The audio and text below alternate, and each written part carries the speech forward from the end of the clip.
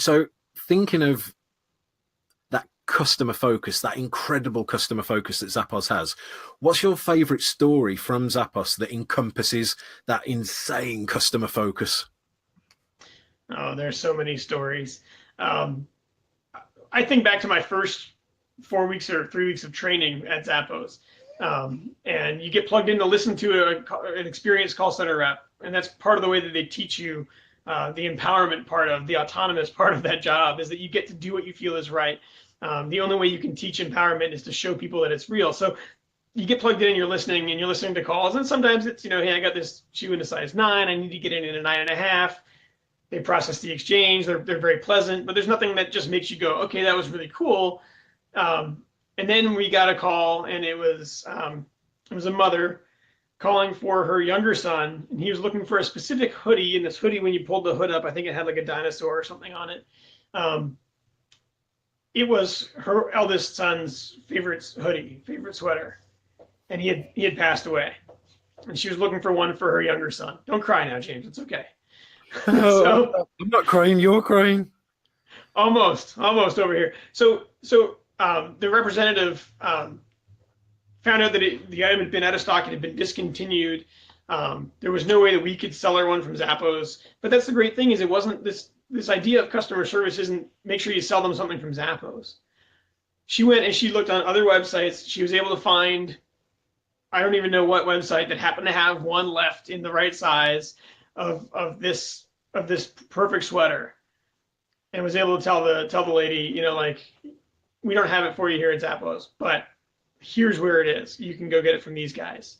And so at the end of the call, and it was actually myself and another trainee plugged into the same person, and we were both just like, oh my gosh, right? And we know what it means for business. We didn't make a sale on this call, right? But oh my gosh, the impact that call had. The impact that it had on the person who took the call, the two people that were listening in as trainees, the customer, and her daughter or her son. It was amazing. And to think that Zappos wasn't going to slap this person on the wrist for sending them to another website. That was what we were supposed to do in that situation.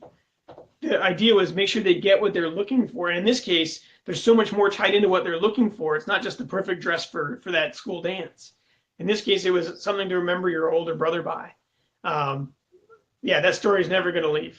But everybody that works there has so many different stories. I would be remiss to even try to rank them with the best customer service story because I think we all just celebrate when anybody shares a story like that, where it was like, I was able to help in this way. And that's why we do what we do. I mean, what do you say about that? So do you think that would have been possible, or do you think it would have happened if it wasn't for the culture at Zappos? I don't think so. I think in a lot of cases when it comes to, especially like you're looking at retail customer service, if they're looking for a product that we don't have, you point them to something we do have that's similar. You know what I mean? So the whole idea of shifting and upselling or shifting and cross-selling, but it's just not there because, again, it's not a customer service department. It's the customer loyalty team.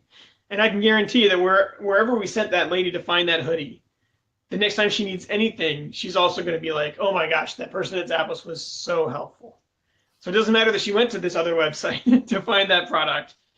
What's actually going to happen for the company is we did the right thing, and the right thing's going to pay off for us.